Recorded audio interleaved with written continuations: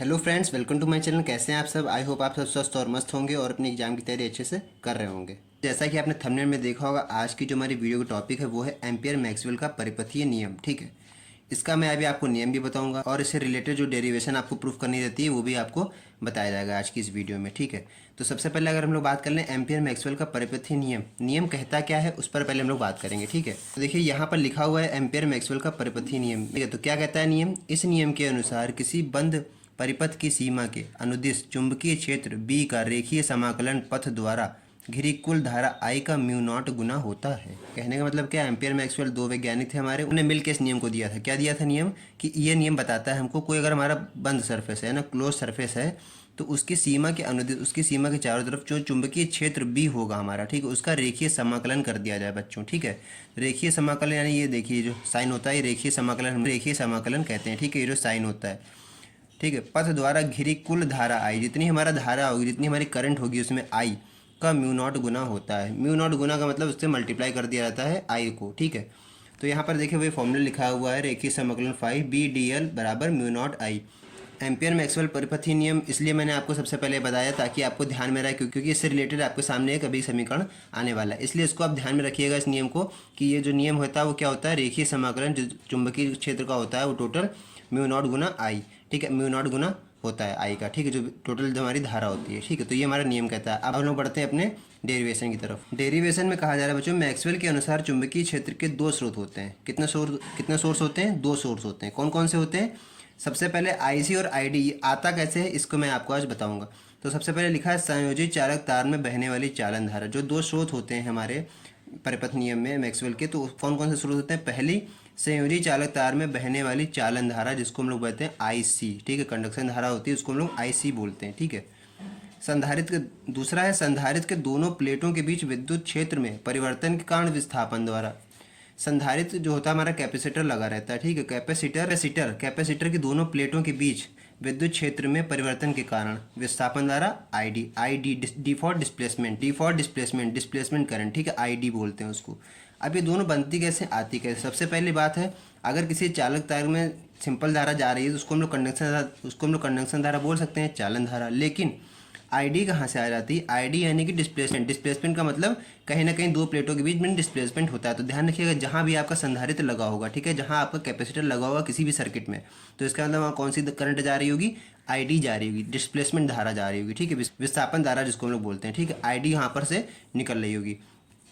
तो देखिए एक छोटा सा सर्किट दिया है, मैंने दिखाया आपको। यहाँ पर देखिए सेल लगा हुआ है, कुंजी की लगी हुई है, तो इस सेल के बीच में हमने क्या लगाया? कैपेसिटर लगाया हुआ। कैपेसिटर क्या है? यहाँ पर P1 लगा हुआ है, यहाँ P2 लगा हुआ है, ये प्लस में और ये माइनस में लगा हुआ है। ठीक है, तो इसका मतलब यहाँ अंदर यहाँ क्या चार्ज है? ठीक, इसका अंदर क्या अंदर चार्ज है, वो तो कैपेसिटर के बीच में। लेकिन यहाँ कहने का मतलब क्या है, यहाँ P1 में और P2 में दो अलग अलग धारा जा रही है पूरण के द्वारा।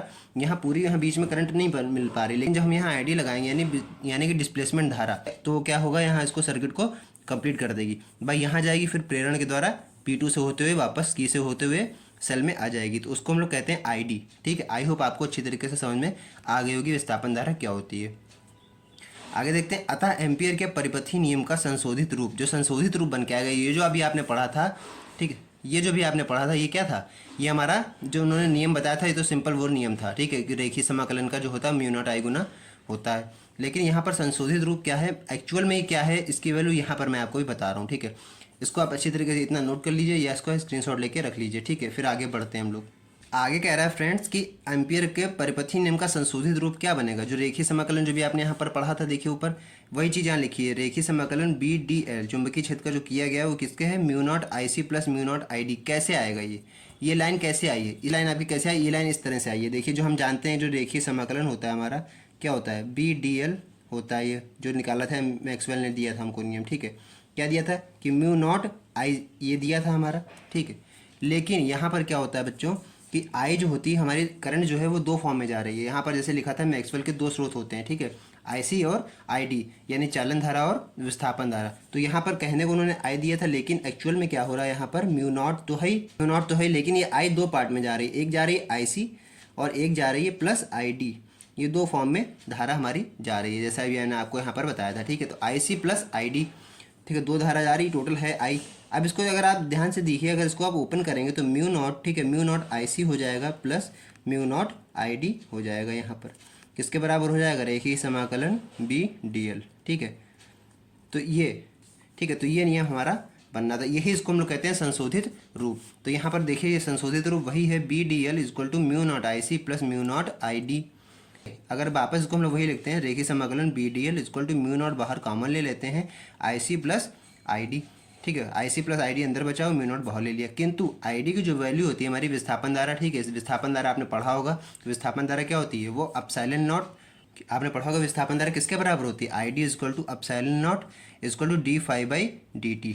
यहाँ d∅ क्या है? चुंबकीय फ्लक्स है ना, चुंबकीय फ्लक्स में परिवर्तन जो हो रहा है यहाँ ID के कारण, ठीक है, विस्थापन धारा के कारण जो चुंबकीय फ्लक्स में हो रहा है उसको हम लोग d∅e लिख दिया अपॉन dt। ये तो हमने पढ़ा ही होगा, ठीक है, डिफरेंशिएशन हो रहा है। और ये एप्सिलॉन नॉट क्या है? एप्सिलॉन नॉट है निर्वात की वैद्युतशीलता। तो ID की वैल्यू हमारी क्या हो जाएगी? ID equal to epsilon naught dot d∅/dt। ठीक है, ये ID की वैल्यू। अब इस ID की वैल्यू को हम लोग उठा के किस में रख दें? इस वाली वैल्यू में रख दें, इक्वेशन 1 में। ठीक है, इसको इक्वेशन आप 1 बता सकते हैं। ठीक है, ये इक्वेशन 1 आप बता सकते हैं इसको। तो इसमें अगर वैल्यू में हम रख दें तो क्या बन जाएगा? क्या बन जाएगा? रेखीय समाकलन BDL equal to mu naught बाहर रहेगा, इस वाले में रखना है वैल्यू। ठीक है, ID की।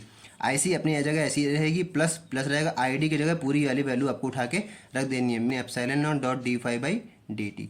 तो ये हमारा संशोधित रूप है एम्पियर मैक्सवेल का। ठीक है, परिभाषा जो बेसिक अगर आपसे पूछी आ रही है तो बेसिक इक्वेशन, बेसिक परिभाषा आप डिफिनेशन वही लिखेंगे जो मैंने अभी आपको बताई थी, म्यू नॉट गुना I वाली लिखेंगे। उसके नीचे इसे एम्पियर मैक्सवेल का परिपथीय नियम कहते हैं।